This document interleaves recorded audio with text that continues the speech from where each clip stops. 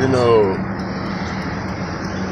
one moment in life that'll change your life is when somebody sticks a gun in your face. And the first time I had a gun stuck in my face, I was 4 years old. My adopted parents thought it was funny to take me to a place called Frontier Town. They had been telling me about it. I was 3 years old. They had been telling me about it since I was 3. So they kept saying, you know, on your birthday, we're going to take you to this place and they're going to give you some gold. Now, mind you, I was 3 years old. 3 years old. So, you know, on my 4th birthday, my birthday is July 4th for everybody that knows. So we go to a place called Frontier Town. And this ride was meant for adults. If you look at I'm going to put the video in the description of this video.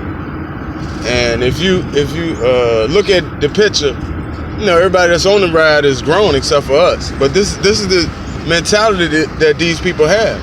So you get on the ride, but before I got on the ride, we walked up to the place, and I can remember my adopted father talking to the white lady and, you know, handing her some extra money. So when he handed her the money, they give him a bag, and it was a bag of gold. So they give me the gold. Mind you, I'm 3 years old. I had just turned 4 that day. So when they give you the gold, you get on the ride and you ride this ride. It was in Frontier Town. And racism was very high then. I mean, like real racism, you know. So you get on the ride and you ride through it's like a little old town, you know, western town. So while you're on the ride, you ride through the town. Then when you get ready to get off the ride, it's like a little train ride. You know, I see my adopted mother up there in the distance with a camera. So we on the train ride and we get ready to come to an end. So right before the train ride ends, you hear this thing that says, "Whoa, whoa, whoa! Stop that train!" So the train stopped. I'm like, man, what's going on? It's my birthday. So you hear a guy say, "Who stole my gold?" I'm looking around. I'm the only person on the train with the gold. I'm 3. Then you see these 3 white men with real guns come up and say, "Who stole my gold?" And they rob me and take my gold. Well, I was crying. You know, I cried. I was 3 years old. And it messed me up mentally. They robbed me and took the gold back. I cried. It was horrifying. You know what I mean? If you have a gun stuck in your face, you would be mortified. Don't you know my adopted daddy whooped my ass and told me I was weak? Told me I was weak, bruh. I was adopted into a family like that. You know, he was weak. It wasn't nothing but a joke. Bruh, if you do that to somebody in these days and times, they gonna give your ass life, nigga. Every time my adopted dad called the police on me and I told them that story, they said, "What kind of parent puts their child in danger to have a gun stuck in his face?" And you know what? He would tell my daughter this. "Your daddy just weak. Your daddy weak. Anybody can get over that." I was raised by parents like that. Would you have somebody stick a gun in your a 3-year-old's a fucking toddler? Would you have them stick in their face? And then he somehow convinced my daughter that being robbed at the age of 4 is a weakness. Being adopted and wanting to know who your family is a weakness. And then you have my adopted mother. She's supposed to be a woman of God, and she sides with all of this. Imagine being if they did that to a 4-year-old. Imagine what the rest of my life was. And you deal with that stuff there. Well, you should just get over it. That's that demonic sense that he had. You should just get over it. How can you get over stuff like that? How can you get over adoption when you'll always be adopted? When they lied to me in my entire life, and they just came clean and gave me the real paperwork about who my mother was about 5 years ago, and by the time they came clean and gave it to me, my mother had been dead for 2 years. You know, you don't need to know who your mom is. All you need to know who we is. All they wanted me to know was demon or demonistic behavior. And people used to wonder, why is that nigga so crazy? Imagine being raised like that. Your daddy and your mama, they get off on seeing you terrified, seeing you with guns stuck in your face. Imagine that. I'm gonna put the description. I'm gonna put the video in the the link in the description of this video. You watch it for yourself and you look at the picture and tell me, do you think it's funny, or do you think that's something that a parent, if a parent did that to their child in these days and time, they would take the child. Period. Probably send your ass to prison and probably lock the niggas up who put the guns in their face. But see, I was raised in different times, man. You know, I was raised around demons and not children of God. You know, just cause. And one thing I done learned is this: just cause somebody goes to church, that don't mean shit about them knowing nothing about God. That don't mean shit about them showing nothing about loyalty. That don't mean nothing about them showing nothing about love. You know, I've been to church plenty of times, and you know what? I don't go. For what? There's no goodness in church, in my opinion. There's no goodness in church. These people go to church to use church. The church is a symbol for them to hide behind doing evil deeds. Period. You know, they do something wrong. I don't do that. I go to such and such church. What does that have to do with your actions?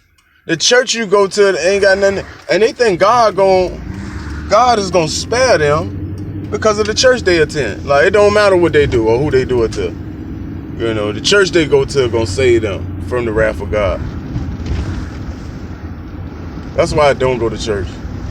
You know, all of these people are church people, and then you got that entire family. They're like, oh no, there wasn't nothing wrong with that. We did that to all the kids in the family. Well, where are the pictures? Where's the evidence? That's another lie and another cover-up for their demonistic behavior. And it's just a fact. I mean, I'm not gonna make any more videos about that right now, but I just want people to know those are the type of people I was raised by. You know, and people on the outside was like, man, Wanz, you had this, you had that. Them people, boy, my adopted daddy will tell you till this day, we bought you everything you wanted. No, you didn't. You bought me everything you wanted me to have. None of that stuff, I ain't never want none of that shit. And everybody will tell you, I'm not a big materialistic guy. I like to create. And they be like, we're gonna buy your shirt. I'd rather you buy me some thread and a needle and let me make my own shirt. We don't do that around here. We buy this, and if you don't want to be like us, get on our family. I was raised by people like that. People with demonistic behavior. That's all they got. There's no love. I mean, like, when I look at mothers, you look at any, I remember I used to tell my adopted dad that my adopted mother, Betsy, she nasty too. Very, very, very nasty. She has no character traits of a woman except for the way that she looks. Maybe to her, biological family, her daughter and nephews and shit like that. But, I mean, grandson. But to me, bro, you look at any animal, not just a human, any animal. You look at a mouse, a cat, an alligator, a bear, a tiger. When that animal has a child, shit, you better not go near. She'll look at a bear. Go near a baby bear and let the mama be right there. That mother bear will protect that bear with her life. Shit, not mine. You let an enemy come around me. My adopted mother or my adopted dad are gonna take the side of the enemy. You know, it's the difference, man, with adoption. Ain't no difference with it. That's what he said. My adopted dad. Ain't no difference with adoption. It's all the same. You just weak. Man, I'm way stronger than you, bro. Way stronger than you, bro. Only thing you got is that little bit of money. You have no talent. You have no gifts. When you eat, you sound like a demon when you eat. You sound like a dog when you eat. I can remember, man, you know, he's always had fake teeth. As long as I know, his front 4 or 5 teeth are fake. So I can remember as a child, man, going to school. He's like a torment. He's the exact definition of a demon. The devil comes to torment. Bro, we would go to I would have stuff at school. You know, like I used to hate when that nigga came to school, bruh. We go to school, say that we eating ham and cheese sandwiches. People got fake teeth. The ham and cheese would stick to their teeth. Bro, I'm talking about I'm in middle school or elementary school, and you know I'd be like, man, can you please not take your teeth out and suck the meat off? I don't care nothing about your friends. I don't care nothing about your friends. I'm like, they making fun of me. Ain't nobody making fun of you. Like everything is demonistic with this guy, you know. And every time I go around them, I do bad. Like nobody does good around them, you know. And that's the way he got it set up. Because see, if you do good around him, you don't need him. That's the last thing he wants.